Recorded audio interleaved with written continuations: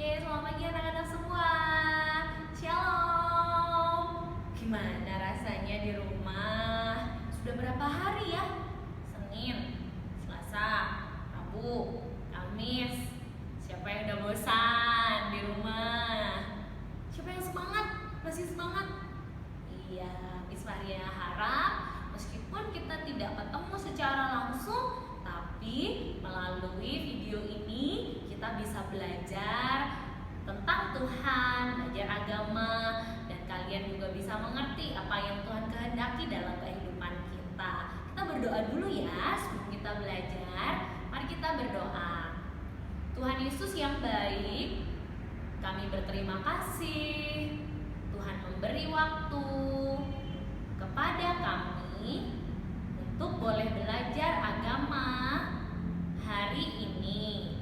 Tuhan Yesus yang tolong agar kami bisa mengerti dan juga melakukan apa yang Tuhan inginkan dalam hidup kami.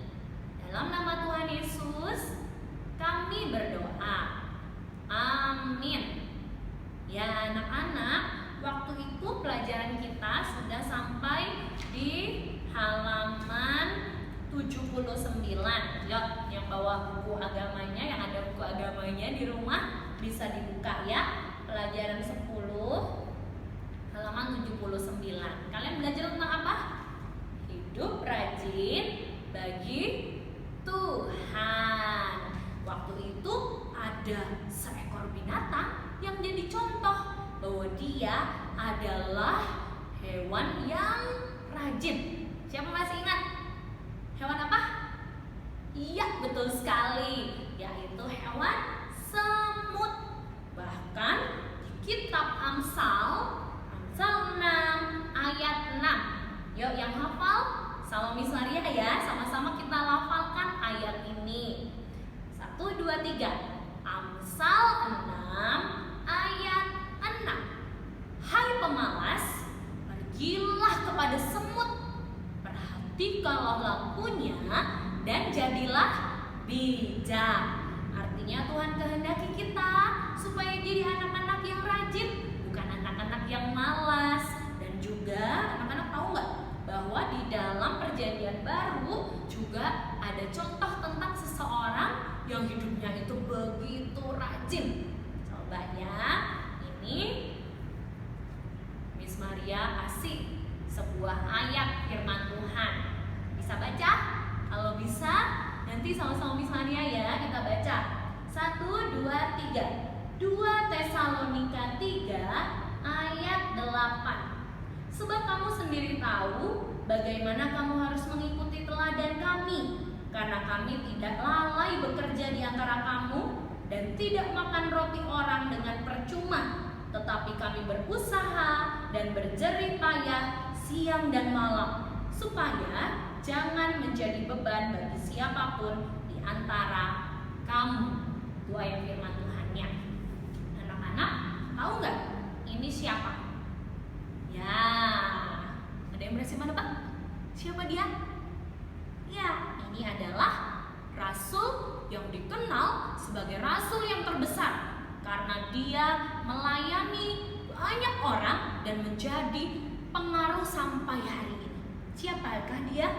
Dia adalah Rasul Paulus. Rasul Paulus itu anak-anak lihat nih.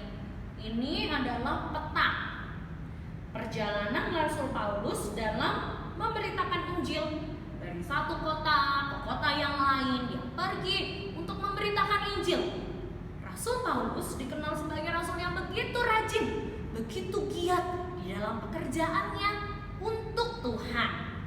Rasul Paulus sebagai hamba Tuhan tidak nganggur. Dia tadi mengatakan, kami tidak makan roti orang dengan percuma.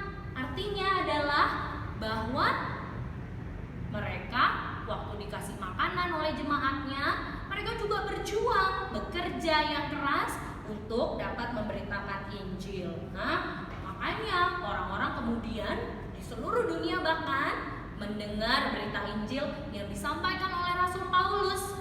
Waktu itu Rasul Paulus saking dia giatnya memberitakan Injil, banyak orang yang tidak suka banyak orang yang tidak senang terhadap pekerjaan Tuhan.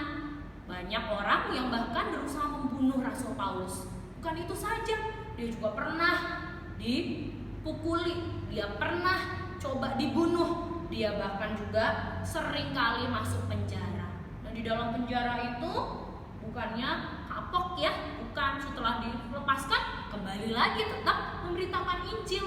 Karena Rasul Paulus tahu bahwa untuk itulah dia hidup, untuk itulah dia boleh ada di tengah-tengah dunia ini.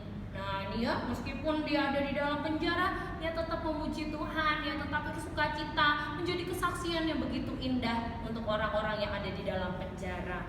Rasul Paulus juga terkenal sebagai seorang rasul yang menulis begitu banyak kitab di Perjanjian Baru. Nah, kalau anak-anak nanti baca, ya sebagian besar kitab di Perjanjian Baru ini adalah tulisan dari Bapak Paulus. Padahal kamu tahu, sebagian juga surat-surat itu ditulis oleh Paulus waktu dia berada di penjara. Gak enak ya, tapi Rasul Paulus di penjara gak bilang, males aku di sini makannya kurang, aku di sini gak bebas, harus dibelenggu pakai rantai besi. Ya udah aku mau bobo-bobo aja. Oh tidak, Rasul Paulus menulis surat. Rasul Paulus tetap giat untuk memberitakan Injil. Rasul Paulus juga tetap memuji Tuhan. Rasul Paulus bahkan tetap berdoa untuk orang-orang yang dia layani. Begitu rajin ya. Nah, selain dia memberitakan Injil, Rasul Paulus itu juga bekerja, untuk membiayai perjalanannya, untuk membiayai dia makan, ya kan? Kalau dia pergi pelayanan, pasti ada sih orang yang memberi, tetapi selain itu dia kan ada biaya-biaya yang lain. Mungkin dia harus sewa rumah, mungkin dia harus melakukan hal-hal yang lain. Karena itu dia bekerja. Siapa yang tahu pekerjaannya Rasul Paulus selain memberitakan Injil? Nelayan? Bukan. Petani? Bukan. Nah, pedagang? Bukan. Ya, Rasul Paulus ini adalah pembuat tenda atau kemah. Jadi dulu bisa bikin dari kulit kerbau atau kulit sapi atau mungkin kulit lumba-lumba. Itu orang pembuat dan perlu keahlian khusus. Nah, Rasul Paulus itu juga dia buat kemah, dia jual, uangnya nanti buat pemberitaan Injil. Karena itu tidak salah kalau Rasul Paulus bilang gini, karena kami tidak lalai bekerja di antara kamu, kami berjerih payah siang malam supaya jangan menjadi beban bagi siapapun di antara kamu. Ya, Rasul Paulus gak males-males. Rasul Paulus adalah orang yang begitu rajin, dan itulah yang Tuhan kehendaki. Sampai hari ini kita bisa mendengar Injil, itu juga adalah buah pelayanan dari Rasul Paulus. Dia pernah memberitakan Injil di Asia. Lama-lama Injil itu pun sampai ke Indonesia, sehingga kamu dan saya sekarang bisa percaya kepada Tuhan Yesus. Ya anak-anak semua, kita sudah belajar dari seekor semut, dari Paulus yang rajin, tapi lebih dari itu semua, siapa yang rajin? Yang menjadi teladan utama kita? Betul, Tuhan Yesus. Tuhan Yesus adalah Allah yang rajin, Allah yang tidak malas-malasan. Karena itu biarlah kamu dan saya belajar untuk rajin. Nah anak-anak, Miss Maria punya tugas buat kamu. Nanti tolong dikerjakan di rumah ya. Nanti diberikan satu file Word. Di situ anak-anak, Miss Maria minta supaya anak-anak mengisi aktivitas sepanjang hari. Ya, dimulai besok hari Jumat, ya tanggal 20 Maret. Nanti dituliskan jam segini sampai jam segini aktivitasnya apa saja. Sudah ada contohnya di situ. Kamu bisa kerjakan bersama papa dan mamamu supaya bisa lengkap mendatanya, ya. Lalu nanti di akhir kamu harus merenungkan begini. Waktu kamu lihat, aktivitasnya ini yang kamu kerjakan setiap hari, kamu merenungkan. Sudahkah saya menjadi orang yang rajin? Sudahkah saya menjadi orang yang rajin atau malas ya? Kalau belum rajin, tulis saja belum rajin. Kenapa? Di situ kamu jelaskan, karena saya misalnya masih terlalu sering bermain. Nah, bisa begitu ya. Tolong dituliskan menjadi proyek yang kalian kerjakan di rumah. Bisa kalian print atau ditulis kembali di buku. Boleh, nanti akan juga ada 2 video lagu yang akan Miss Maria kirimkan. Kalian bisa belajar gerakannya di rumah supaya juga bisa hafal God is good.